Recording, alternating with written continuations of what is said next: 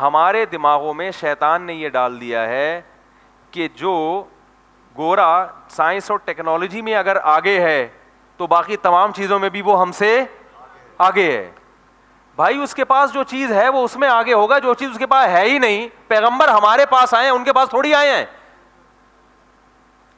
ان کے پاس اگر کوئی پیغمبر آئے تو بتائیں نا ہمیں. وہ تو خود کہہ رہے ہیں ہمارے پاس عیسیٰ علیہ السلام کے بعد کوئی پیغمبر نہیں آیا, اور وہ خود معترف ہیں کہ جو آئے تھے ان کی بھی تعلیمات ہمارے پاس محفوظ نہیں ہے. تو جو اس معاملے میں اپنی جہالت کا اعتراف کر رہا ہو, آپ اس کو اپنا روحانی باپ بناؤ, تہذیب میں اپنا امام بناؤ, تو اس میں صورت میں ہم سے بڑا بے وقوف دنیا میں کوئی ہو سکتا ہے؟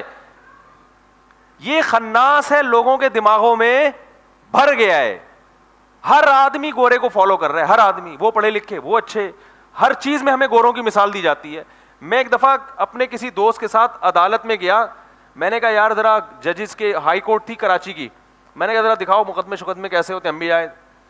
تو میں وہاں جا کے بیٹھا, تو اتفاق کی بات ہے کہ میاں بیوی کا جھگڑا چل رہا تھا. یہ میں نے اپنی آنکھوں سے دیکھا.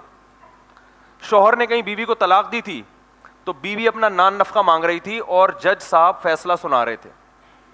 تو جج نے فیصلے کے دوران یہ کہا کہ یہ تو پاکستان ہے جس میں تمہیں صرف مہر دینا پڑے گا اور نان نفقہ. امریکہ میں آدھی جائیداد دینی پڑتی ہے. نہیں یاری بات؟ تو کس کے قانون کا حوالہ دے رہے ہیں؟ امریکہ کے. یعنی ان کا خیال یہ تھا کہ قرآن کا جو قانون ہے اس سے بہتر کون سا قانون ہے؟ امریکہ کا. اصل تو وہاں حقوق ہیں عورت کے, کیونکہ اسلام نے تو یہی کہا نا صرف مہر دو اور نان نفقہ دو, جو عدت کا خرچہ ہے. اس سے زیادہ اسلام نے نہیں مرد کو مکلف بنایا. تو وہ کہہ رہے یہ تو تم یہاں ہو اس لیے بچت ہو گئی, اصل تو کیا ہے, آدھی جائیداد دینی پڑتی ہے. امریکہ بار بار امریکہ کے اس لیے کہ وہ پڑھے لکھے لوگ ہیں, انہوں نے تو یعنی عورت کے حقوق کا بڑا زبردست خیال کیا ہے.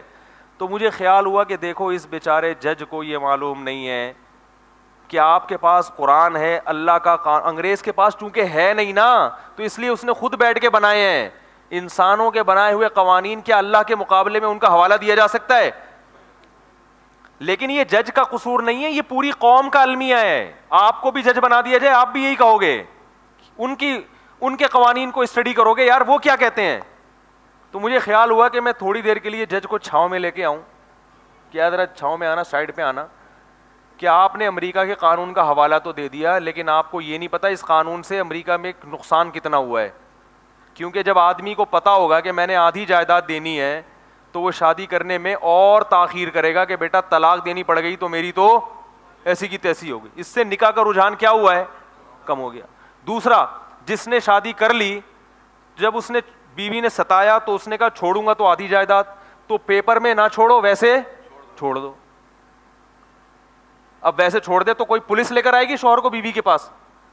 بھئی ایک آدمی کہتا ہے میں نہیں آ رہا بیوی کے پاس, بیگم فون کرے جب واپسی پہ 6 انڈے لیتے ہوئے آ جائیں, یہی فون آتا ہے نا. وہ تو غیرت ہوتی ہے, حمیت ہوتی ہے, آدمی کہتا ہے اچھا جی چونکہ نکاح ہوا ہے اللہ رسول نے حکم دیا آ رہا ہوں. لیکن آدمی کو اگر غصہ آ جائے اور نہیں آئے, بولے نہیں آ رہا جاؤ ٹھیک ہے نا. اگر مرد بول دے کہ میں نہیں آ رہا گھر میں, تو کیا پولیس کے ذریعے مرد کو عورت لا سکتی ہے گھر میں؟ دنیا میں کوئی قانون نہیں لا سکتا. بولے کہ نہیں آ رہا تو کوئی پولیس تھوڑی جائے گی بیگم کے پاس, وہ چلو آ جائے گا, جیسے پولیس جائے گی واپس نکل جائے گا.